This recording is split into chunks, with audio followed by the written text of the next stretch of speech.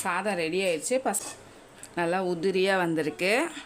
வச்சுருக்கேன் தேங்காய் எண்ணெய் தான் ஊற்றி வச்சுருக்கேன். இப்போ வந்து ஒரு கட்டி பூண்டை சின்னதாக சாப் பண்ணி வச்சுருக்கேன். அதை சாதத்தை ஆற வச்சுடுங்க.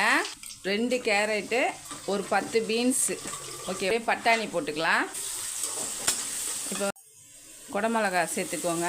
மத்தியானம் சாப்பிட்றதுனால நான் ரொம்ப குடமிளகா சேர்க்கலை.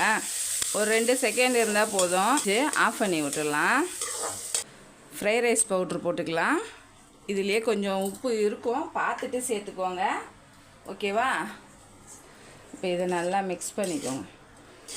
நான் வந்து பாஸ்மதி ரைஸ் தான் எடுத்து வச்சேன். நான் இல்லாமல் இந்த அரிசியிலே வடிச்சிட்டேன். இருந்தாலும் இதுலேயும் நல்லாயிருக்கும். பாருங்கள், எடுத்து வச்ச மறந்துட்டேன்.